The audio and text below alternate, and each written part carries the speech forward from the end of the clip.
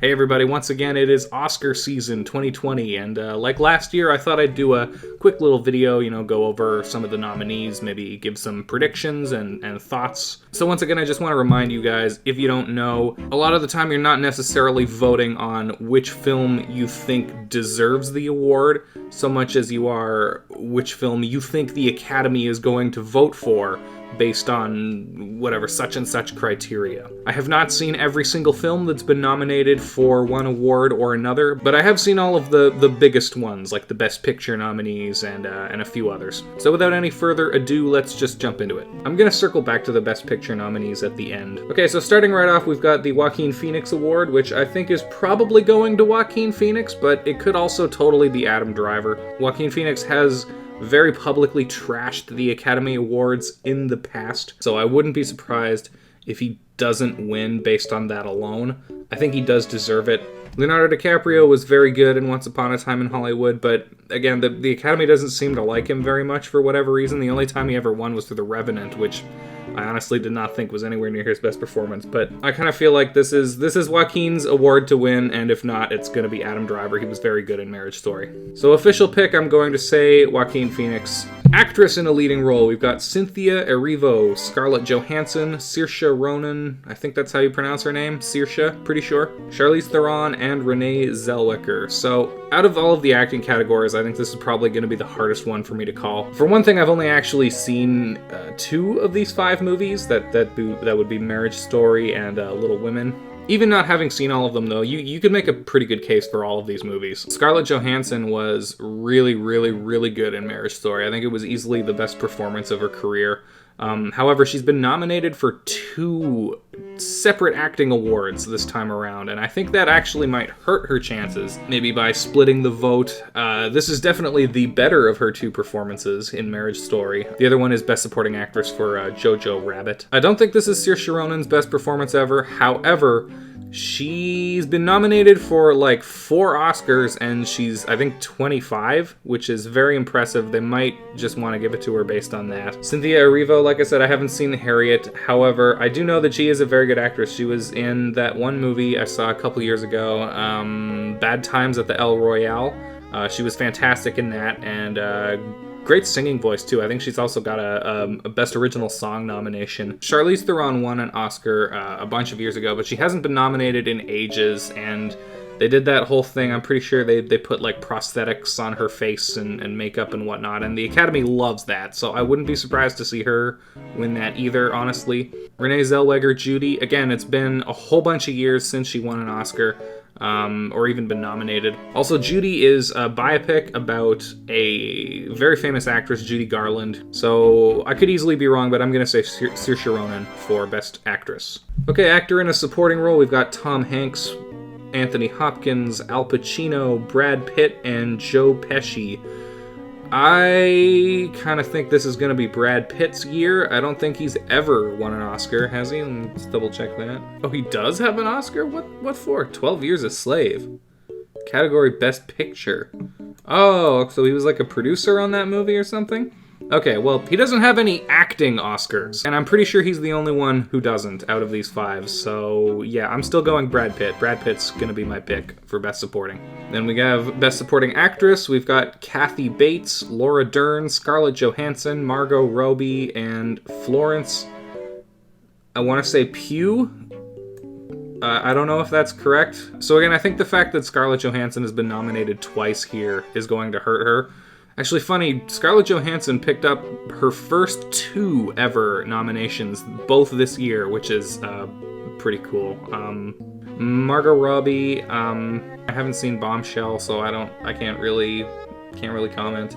Richard Jewell, I haven't even. Oh wait, is that the Clint Eastwood movie? Yeah, I heard that wasn't very good. I don't think she's going to get it. And Florence Pugh, Little Women. She was very good in Little Women. That was a very good performance, but I kind of think this is going to be Laura Dern. I'm gonna give it to Laura Dern on this one. She did give a very good performance in Marriage Story. Animated feature. Ooh, we've only got one Disney movie this year, folks. I have not seen the Laika film Missing Link. I know, I'm pretty sure that one won the Golden Globe. And I haven't seen this other one either, I Lost My Body, and it's on Netflix. I've been meaning to watch it. Klaus was cute. It was The thing that was really cool about that movie was that it was a 2D animated movie, which was really, really cool. I don't remember the last time I saw one of those that wasn't Japanese. Toy Story 4, I liked it a lot the first time I saw it, but I honestly, I really, in retrospect, don't think I cared too much for that film. How to Train Your Dragon 3 was very good. I actually think that was a more fitting ending to its series than Toy Story 4 was. Yeah, I don't know how to call this one, so I'm gonna just default to the Disney film. Cinematography. We've got The Irishman, Joker, The Lighthouse, 1917, and Once Upon a Time in Hollywood. The cinematography in 1917 was incredible. The way that they were doing that sort of faux one-take thing. There's this like 12 or 13 minute featurette you can watch on YouTube where they talk about all the intense amount of planning of where to put the camera, and it's gonna be carried by two guys who hop onto a Jeep, and then they put it onto a crane arm, and then somebody on the other side of a ditch picks it up off the crane arm and starts running with it. It's incredible work on the cinematography in that movie. On the other hand, The Lighthouse was also a gorgeous movie. It had that really kind of claustrophobic, kind of scrunched in aspect ratio. I think it was like 1.2 by 1 aspect ratio. And so that's cool in a gimmicky kind of way, sort of like the one take thing from 1917. Also just some really beautiful shot composition in that movie. I think it's between 1917 and The Lighthouse for me. Joker had some very nice cinematography, and so did Hollywood, but I think it's between those two. I'm probably going to go with 1917 for my pick, just because the fact that the only award that The Lighthouse was nominated for is cinematography leads me to kind of believe that not a lot of people voting on this thing actually watched that movie, because it deserved more awards than that. Willem Dafoe, Robert Pattinson were both fantastic. It was just anyway, it doesn't matter. 1917, I think, is going to be my pick. Costume design. We got The Irishman, Jojo Rabbit, Joker, Once Upon a Time in Hollywood, and Little Women. I'm going to probably go ahead and give this one to Little Women. They tend to really like these kind of old-timey period piece movies for this category. Actually, if you want to get technical, these are all period piece films, but whatever. No, I have a hunch Little Women is going to be taking this one. Next up, we've got Director, The Irishman, Martin Scorsese, Joker, Todd Phillips, 1917, Sam Mendes, Parasite, Bong Joon-ho, and Once Upon a Time in Hollywood by Quentin Tarantino. I think this might be Tarantino's year. He's never taken Director, and he's never taken Best Picture. I think he's winning at least one of them this year for Once Upon a Time in Hollywood. A lot of the time, it kind of comes down to these two movies, and one of them takes Best Picture, and the other one takes Best Director. I suspect that this year, those two movies are going to be Hollywood and 1917. The Academy really loves these sort of Hollywood movies celebrating themselves, and Once a Time in Hollywood kind of fits that to an absolute T. It's also just a very good, entertaining, fun movie. Sam Mendes could easily win for 1917 as well. Again, a lot of work, a lot of forethought and planning and effort. A whole lot of coordination would have had to go into that. If not, I'd be totally cool to see Bong Joon-ho win. Parasite was one of my favorite movies of the year as well.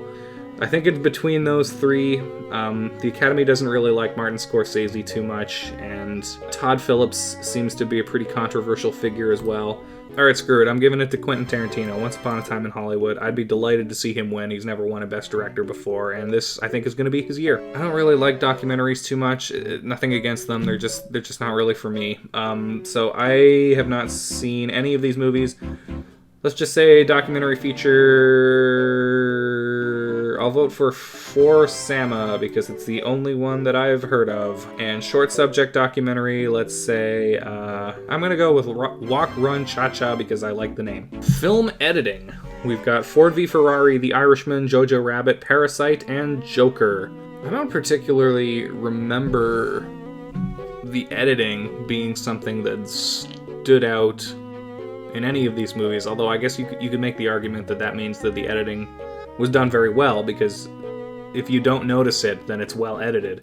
I guess Ford v Ferrari, all of those racing scenes were very well put together. You get a very good sense of the relationship between, like, the guys in the car and outside of the car, and that whole little bit where he's trying to slam his door shut. Yeah, I like the editing in Ford v Ferrari now that I think about it. Let's give it to that. International feature film, it's Parasite. But one thing that I actually found interesting is that they've changed the name of this category from foreign language film to international feature film. Now that might sound like just semantics, but it's actually not. For example, something like The Farewell, which I think would have previously been eligible for the category of foreign language film, because the majority of it is in, I think, Mandarin. However, it's an American-produced film, so it is now no longer qualified to win international feature. However, you could have a movie in international feature from, say, England or Canada or Australia, some other country that speaks English, but it's still an international feature because it's not a Hollywood American film. I just thought that was interesting that they chose to make that distinction this year. But yeah, no, it's Parasite. I mean, it has to be, right? By default, the film is nominated for Best Picture. None of these other films were nominated for Best Picture, so like, how could it not win? So it's Parasite. Makeup and hairstyling, Bombshell, Joker, Judy, 1917, and Maleficent. I don't really understand, to be honest, why Joker is in this category. Is it because he's literally wearing makeup? Is that the idea? I don't know. Bombshell, they do really, really like it when an actor puts on like a bunch of facial prosthetics, and I am pretty sure that's what Charlize Theron did for that movie. Again, I haven't seen Judy. Maleficent, God, please no. And 1917, yeah, I don't know. Yeah, I'm gonna go Bombshell. Let's say Bombshell for this one. Musical score, we've got Joker, Little Women, Marriage Story, Star Wars, and 1917. I mean, Star Wars does have a great score. I don't know that you could call it an original score at this point. I mean, I guess, yeah, it is technically, but no, let's not, please. Joker, I remember having a really, really good score. Little Women, no, I don't think so. Marriage Story, I don't think so. 1917, I don't think so either. Yeah, let's go Joker for this one. Music, original song, we've got Toy Story 4, Rocket Man, I'm Standing With You from Breakthrough. I'd never even heard of that one. Into the Unknown from Frozen 2, and Stand Up from Harriet. This one was a lot easier last year when we had that Lady Gaga song from A Star Is Born. I have no idea. I know they've got Elton John performing at the show. Rocket Man got massively snubbed in other categories, so let's give it that one. I'm cool with that. I can get behind that decision. Production design, we've got The Irishman, Jojo Rabbit, 1917, Parasite, and Once Upon a Time in Hollywood. Once Upon a Time in Hollywood would have been my first inclination before I found out that Parasite... So just very, very quickly, just for those who haven't seen Parasite, the whole thing kind of takes place in two houses, or two residences, I should say, one owned by a very rich family and one owned by a very poor family. It's basically like a basement apartment. And both of them, I found out, were sets. Neither one of them was actually a real house or a real apartment. And at one point, they're like flooding the whole thing with water, and the production design was very impressive in that movie. However, Once Upon a Time in Hollywood, they like retrograded like several blocks in Hollywood to look like it did in 1969, and that is just absolutely incredible when you're watching the film. It really does. The production design, among so many other things, but the production design goes a very long way to making you feel like you've been transported back into 1960s era Hollywood. I'm gonna go Once Upon a Time in Hollywood, though I could easily see Parasite taking this one as well. 1917, yeah, they had some good production design in that movie. That bombed out city that he's running through was very good, but no, I'm gonna give it to Hollywood. Let's see, we've got the short films, animated and live action. No Pixar shorts this time, huh? Wait. But we got two movies named Sister. We got Sister and Us Sister. Well, that's a sign. I think we're going to go Sister for both of those categories. Us Sister and Sister short films. Sound editing, Ford v Ferrari, Joker, 1917, Star Wars, and Once Upon a Time in Hollywood. And then we've got sound mixing, Ad Astra, Ford v Ferrari, Joker, Hollywood, and 1917. So, just for those who aren't aware, the sound editing is when you've got to gather all of the sounds and pick the sounds that you want to use. and sound mixing is putting them all together in the movie itself. The same movie tends to win both of these categories, so right off the bat I think I'm going to eliminate Ad Astra and Star Wars. I'm going to go Ford v Ferrari again. The racing sequences were very, very well done in that movie. Yeah, I'm going to go Ford v Ferrari. Visual effects: Avengers Endgame, The Irishman, The Lion King, Star Wars, and 1917. I did not find the de-aging stuff in The Irishman to be all that impressive. It was cool that they did it in so much of the movie. That was kind of neat, but it was very kind of a hit and miss effect for me. Joe Pesci did not look very good in the de-aging makeup, or the de-aging effect. I found that effect a lot more impressive in Captain Marvel when they did it with Samuel Jackson and Coulson. Avengers Endgame, yeah, maybe. 1917, Star Wars, and you know what? Honestly, The Lion King, I would not be upset at all if this won Best Visual Effects, and I absolutely hated that movie. But goddammit, those animals looked photorealistic, and that is quite the accomplishment. I may have hated that movie, but I don't ever want to take it away from those effects people that worked on it. Those effects were award worthy. I'm gonna go Lion King. Writing, adapted screenplay, we've got The Irishman, Jojo Rabbit, Joker, Little Women, and The Two Popes. Joker is an adapted screenplay? That's kind of weird. What is Joker adapted from? I mean, besides like Taxi Driver and King of Comedy. But I don't know. Seriously though, what are they saying? It was based on like The Killing Joke? I don't know. I would find that to be dubious. Regardless, Jojo Rabbit was very well written, but not the kind of thing that I would have thought the Academy would go for. I'm actually kind of bewildered that it's nominated for as many things as it is. That's a very, very dark comedy, which I would not have suspected the Academy would like, but okay. Joker, also a very well-written movie. Maybe I'll go for Joker because just so many people would be so angry if that movie won, and that would be kind of hilarious. So yeah, let's give it to Joker. And writing, original screenplay, we've got Knives Out, Marriage Story, 1917, Parasite, and Once Upon a Time in Hollywood. I can honestly see any of these movies taking it except 1917. I have honestly no idea why that was nominated. That movie's strength was not in its screenplay. Tarantino's won 2 writing awards in the past, and I think he's either taking Best Picture or Best Director, maybe both. Could be Marriage Story, that was also very well written and realistic in how it's portraying this this breakup or this divorce and like hard to watch. I think for Knives Out, I'm gonna say once again, because this is the only category it was nominated for, I'm gonna probably strike that one out. So between Marriage Story, Hollywood, and Parasite, let's go Marriage Story. I'd give that to Marriage Story. And finally, we have the Best Picture nominees: Ford v Ferrari, The Irishman, Jojo Rabbit, Joker, Little Women, Parasite, Once Upon a Time in Hollywood, 1917, and Marriage Story. Once again, I think just a quick little recap for those who aren't aware, the Best Picture category is voted on differently from every other category at the Oscars, in that the people who are voting on the movies rank their choices from most preferred to least preferred. So if there's a movie that's very popular with just a few voters, but is going to be very unpopular with others, that is not likely to win. So right off the bat, I'm going to strike out Joker and Jojo Rabbit. I'd be completely cool with Parasite winning Best Picture. That was an awesome, awesome movie. However, I don't know if a foreign language movie has ever won Best Picture at the Oscars. Let me check that, actually. Foreign language title has never won the Oscar for Best Picture in the show's history. Parasite is the first South Korean nominee for Best International Feature Film. Well, this is the first year that international feature film has been a category. Okay, so the answer is no.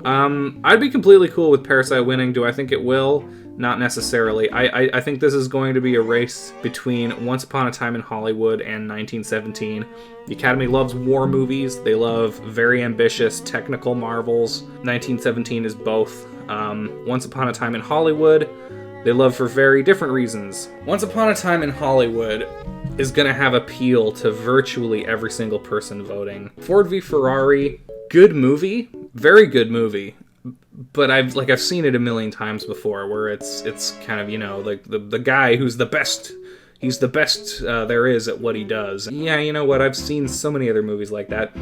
The Irishman, I thought it was kind of just like a middle-of-the-road Martin Scorsese gangster movie. I thought it was way, way, way too long. You could lose like an hour from that movie and not sacrifice anything super important. Jojo Rabbit I thought was an excellent movie, but I don't think it's going to have much wide appeal to Academy voters.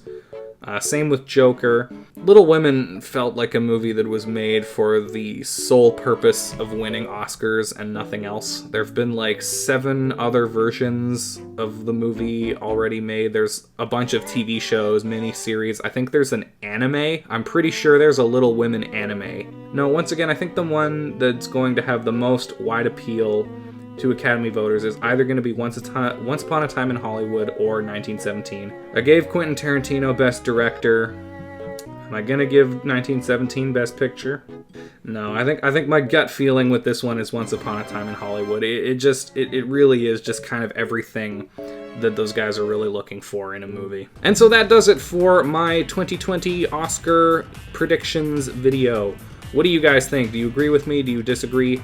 Leave your own answers down in the comments. That'd be fun too. We can get a conversation going. What movies here have I mentioned not seeing that you would recommend going to see? That's another question. Also, Uncut Gems was probably my favorite movie of the year, and it's an absolute crime that it wasn't nominated for anything. It's honestly one of the best movies that I've seen in a long ass time, Uncut Gems.